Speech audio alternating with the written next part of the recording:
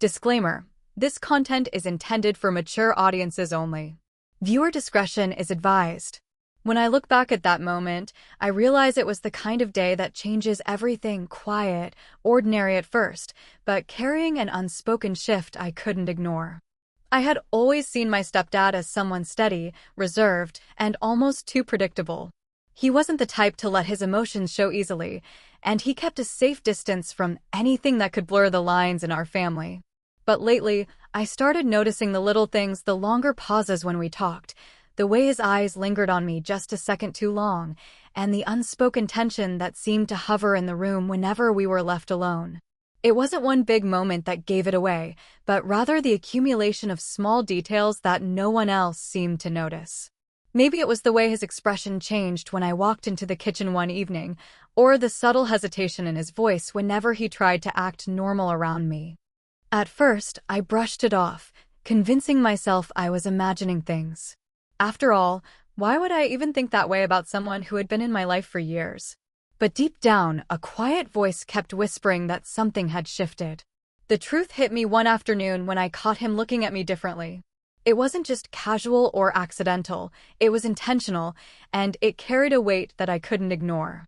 His eyes spoke a language that words couldn't capture, a mix of curiosity, hesitation, and something more complicated. In that brief exchange, everything I thought I knew about our relationship began to blur. For the first time, I realized that the line between comfort and danger, between trust and desire, was thinner than I had ever believed.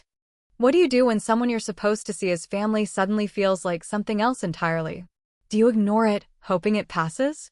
Do you confront it, risking the fragile balance of the household?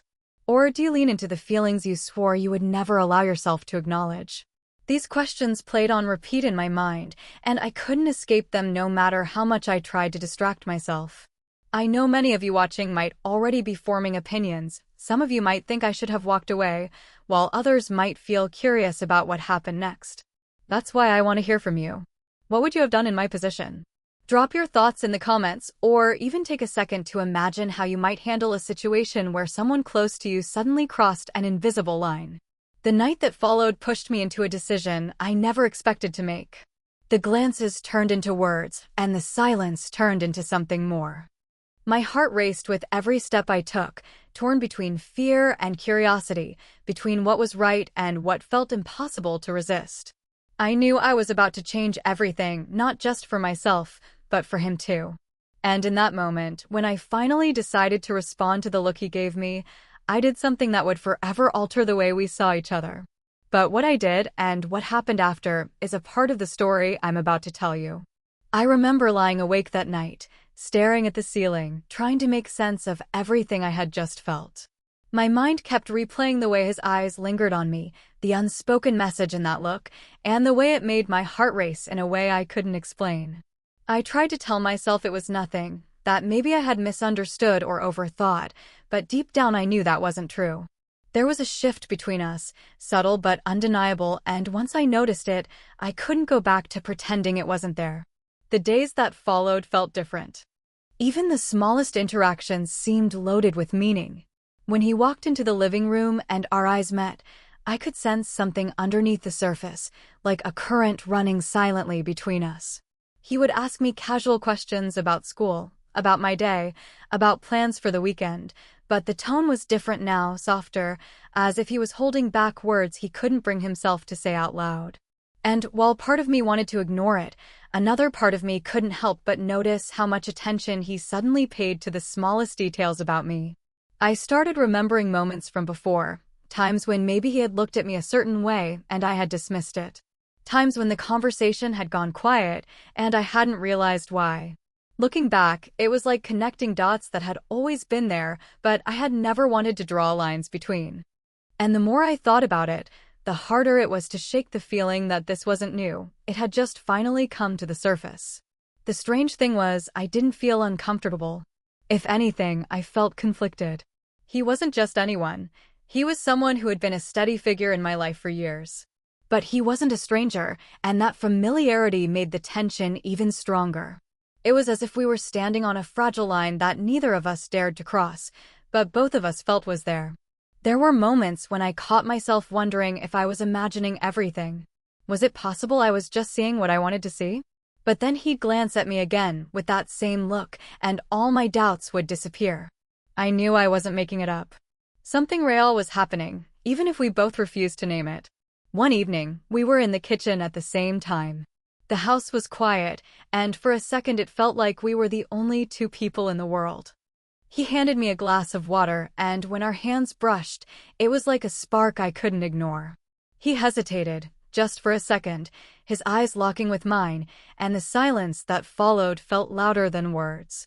I pulled away quickly, trying to act normal, but my heart was pounding so hard I thought he might hear it. The following days seemed to stretch out longer than usual, almost like time itself was moving slower just to make me notice every detail. I found myself hyper-aware of everything around me, the way his footsteps sounded in the hallway, how his voice carried through the house, and the moments when our paths crossed without anyone else noticing. It was as if the walls themselves were keeping our secret, watching silently as the space between us became heavier with unspoken tension. The main conflict wasn't just what I felt or what I thought I saw in him, it was the weight of not knowing what to do about it. Part of me wanted to retreat, to pretend nothing had changed, but the other part of me couldn't help but lean into the mystery. I started noticing how much I anticipated his presence, how much I read into every glance, every pause. The suspense of not knowing where this was going was both thrilling and unsettling. One subplot that kept playing in my head was how my mom fit into all of this. She trusted him completely. To her, he was dependable, reliable, and steady. Watching them together made me wonder, was I imagining everything? Or was he truly showing me a side of himself that he kept hidden from everyone else? That angle of the story gnawed at me. It wasn't just about what I felt, it was about what it could mean for the people around me. And then there was the inner conflict I couldn't escape. I kept asking myself, why me? Why now? I was 20, old enough to know better, but also young enough to still be curious, still drawn toward the unknown. Was this simply about attraction, or was there something deeper? The more I thought about it, the more confused I became. Sometimes I even caught myself comparing him to people my own age, realizing that what I felt around him was different, stronger, harder to control. There were little moments that made it all worse. Like when we sat on the couch one evening, watching a show with the volume low. Our shoulders almost touched, and I could feel the warmth radiating off him. Neither of us moved closer, but neither of us moved away either. That quiet closeness felt louder than anything I'd ever heard.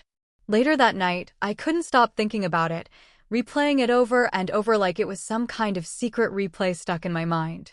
Another angle that deepened the conflict was how isolated the experience made me feel. I couldn't talk to anyone about it, not my friends, not even my closest confidant.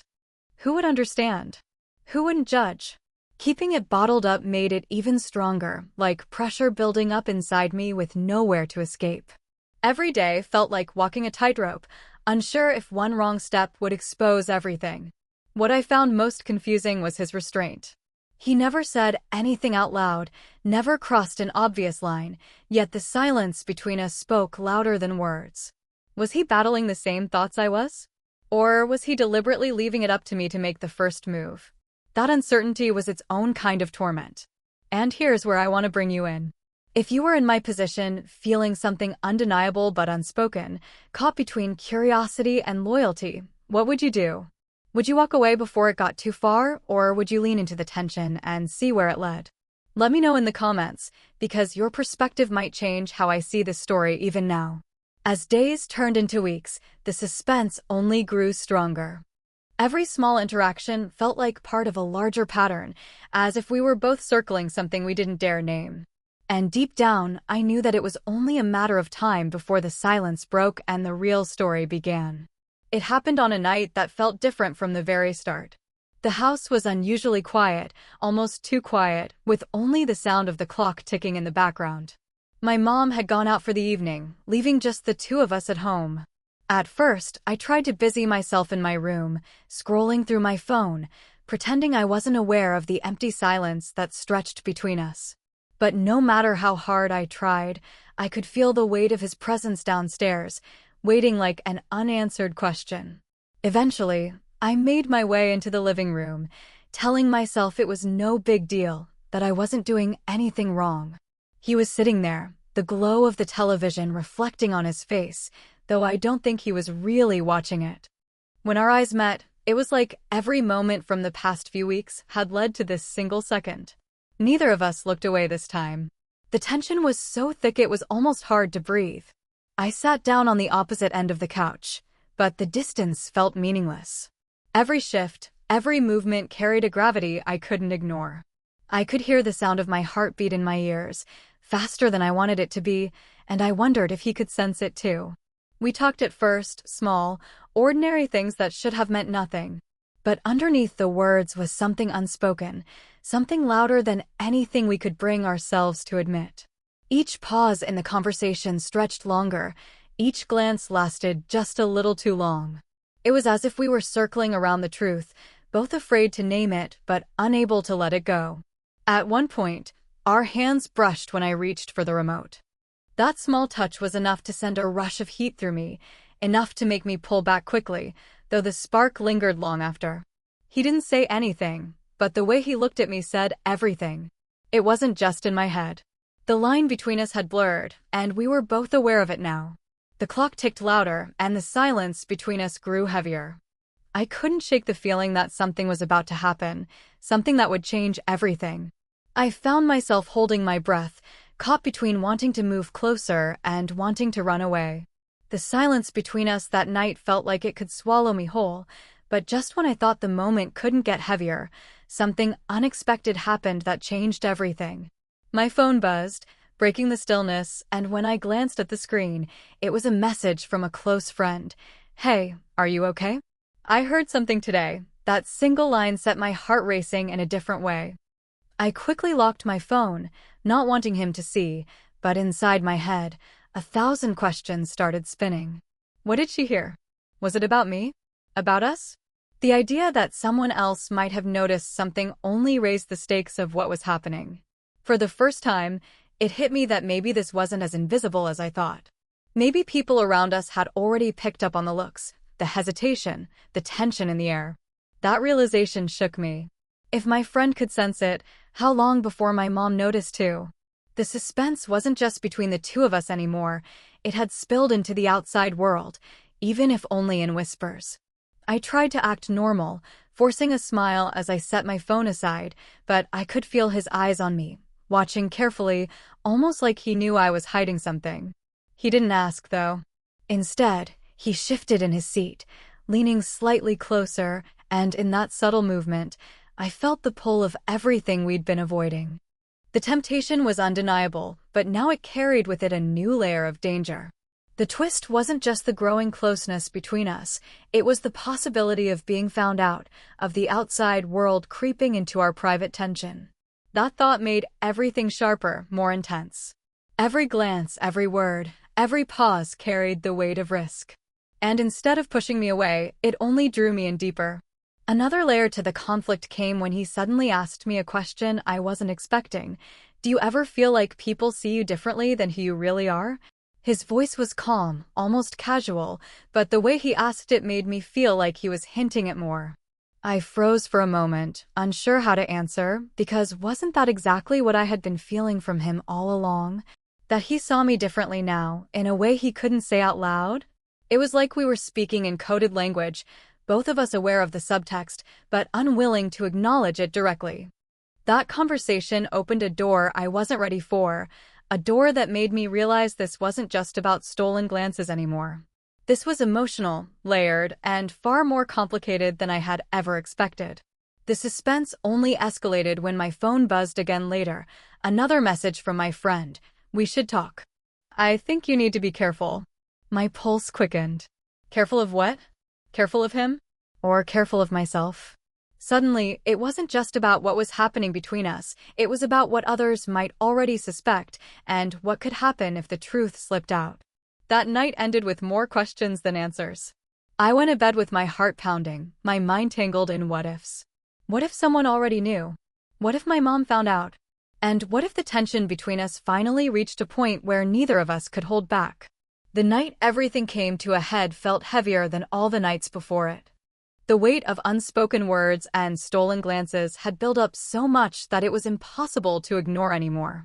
I walked into the living room and found him sitting there alone, the TV flickering in the background, but his attention clearly somewhere else. The moment our eyes met, I knew this was it, the point we'd both been circling around for weeks. I sat down across from him, my heart pounding as I tried to find the right words. The silence between us was louder than the noise of the television. Finally, I broke it. "I think we both know something's different," I said softly. My voice shook, but I kept going. "I can't keep pretending I don't notice." For the first time, he didn't look away.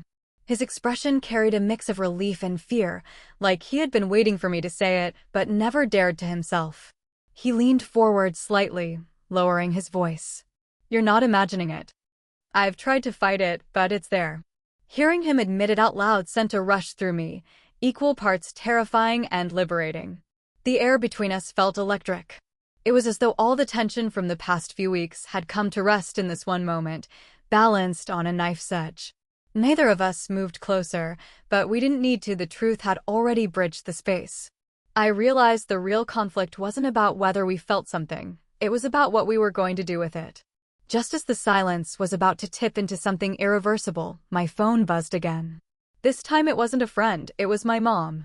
"Be home soon, don't wait up." The timing was almost cruel. The message was short, casual, but it snapped me back into reality. We looked at each other, both of us realizing that whatever was about to happen, the window was closing fast. The climax wasn't in a dramatic act, but in the choice we made in that instant. We didn't cross the line. Instead, we sat there, the honesty of what we had confessed hanging between us. It was raw, it was real, and it was enough to change everything, even without taking it further. And just when I thought the tension had found its end, the twist came. The next morning, my friend called me directly. Her voice was urgent, almost panicked. "I know you don't want to hear this, but someone else has noticed too. It's not just me. People are talking." In that moment, I realized the story wasn't ending, it was only shifting into something bigger, something we couldn't control anymore. The secret wasn't just ours to carry. The morning after the climax felt heavier than I expected. My friend's warning echoed in my head, "People are talking." That was the one thing I had tried to avoid from the start, the possibility that what I thought was hidden might already be visible to others. I couldn't shake the thought that the secret we had carried between us wasn't really a secret anymore.